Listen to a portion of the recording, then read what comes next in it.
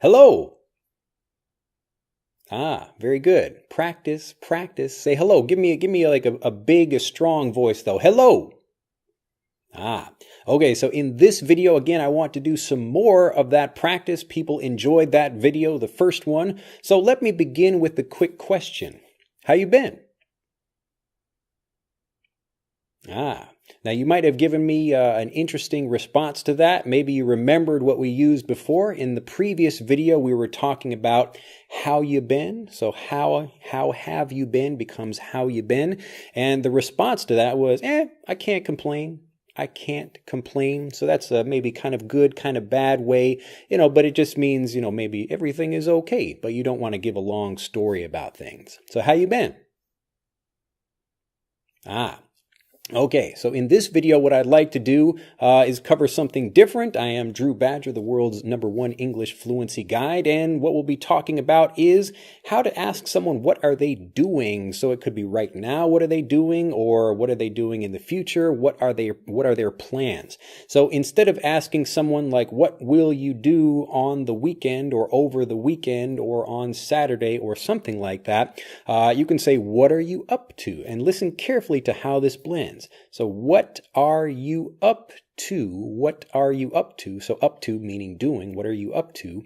What are you up to on Saturday? But listen carefully again to how this blends. What are you up to? What are you up to? And it's even more of like a you. The you becomes ya. What are you up to? What are you up to? What are you up to? What are you up to? It really sounds funny when you listen to it, but the more you listen to this kind of blended speech, the more prepared you are for it in actual conversations. So what are you up to? What are you up to? What are you up to? So what are you up to right now? If I see a friend, maybe I'm at the library and I walk by, oh, what are you up to? It's like, what are you doing if you're talking about the present, or maybe if you're talking about the future, what are your plans for the future? So what are you up to this Saturday? What are you up to tonight? What are you up to tomorrow? What are you up to next year? That kind of thing. And it can be used for not only a person, but maybe you're talking about a company or what some organization is doing. Oh, like what are they up to? What are they up to? Or, you're asking even about a friend or family member. Oh, how's your sister? Like, what is she up to? What is she up to? So instead of, excuse me, asking about a thing in a more like a textbook way, instead of saying, oh, like, what is your sister doing recently or something like that, you can just say, oh, what is she up to? What is she up to? I haven't seen her or heard from her in a while. What is she up to? But a response to this, similar to what we practiced in the previous video, is nothing much. Nothing much. So this just means like I don't have a particular plan, or, maybe like you're sitting and reading a book and you're like waiting to do something. You're not really spending your time doing something in a particular way right now. So you might just say, nothing much, nothing much. So if I say, what are you up to? I'm just asking about right now. What are you up to? I want you to practice saying nothing much. Nothing much. You can even just say not much. Not much is also easy to say and perfectly fine as well. So what are you up to? Yeah.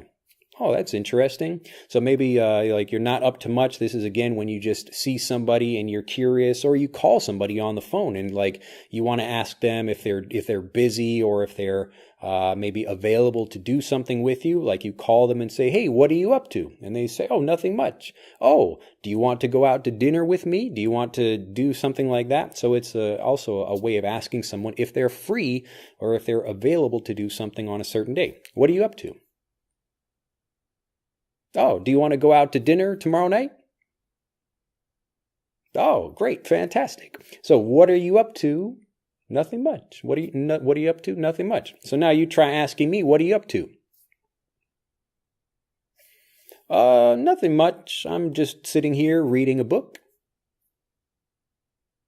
Pretty easy. Let's try it again. So ask me, what are you up to? What are you up to? Really, really focus on blending the sound of that. What are you up to? Oh, nothing much. I'm just drinking a glass of water over here. I'm waiting for a friend of mine, actually. So you can begin that. This is, again, just a way of beginning a conversation, and you can come into something like, oh, I'm doing this, or I'm doing that, or I have this plan or that plan. But it's just a really great native way of doing this. So let me ask you again, what are you up to this Saturday? Now, if you don't have plans, you can just say, "Oh, nothing much," or you can say, "Oh, well, I'm going to a movie." When you're practicing with me something like this, it doesn't really matter what you're saying. The important thing is just that you practice. This is how you develop fluency. And as you learn one phrase like nothing much or not much, then you can begin to add other things in there like nothing much, but, maybe I want to go to the park or I want to do something else. So practice this one more time with me. What are you up to on Saturday? Oh, that's interesting. So very easy. So all you have to do when you're practicing with me, think about this, use these terms, practice with me in this video, watch it a few times, and then actually go out and try asking somebody else. You can type these things if you don't have anybody to practice with right now, or if you're in an actual situation where you can practice with people, just say that to them. What are you up to? What are you up to? How you been? How you been? And then practice with these kinds of responses with people when they ask you. So, what are you up to? What are you up to? Nothing much. Nothing much. So this gives you a way just to pause. You're giving a quick response to someone, but then you can say, "Oh, well, I'm thinking about doing something." So you can give a longer explanation, but it gives you a quick response for people, and then you can practice that. Well, I hope you have enjoyed this video. If you would like me to continue making these, do let me know by liking this video and commenting down in the comment section below. So let me know if you found this interesting and helpful, if you'd like to continue doing it more, if it made you feel more confident. And if it has, again, do like and share this video and become a subscriber to the YouTube channel if you haven't already. Finally, if you'd like to learn more about improving your speaking confidence and fluency, do click on the link in this video to take our free English fluency quiz. You can also click on the link in the description below this video to take that. It will help you focus on what exactly the next step you need to take for your particular situation, whether it's grammar or pronunciation or listening or anything else. We can help you do that absolutely free at EnglishAnyone.com. I look forward to seeing you when you're taking that quiz and to helping you improve your fluency, and to seeing you in the next video. Bye-bye.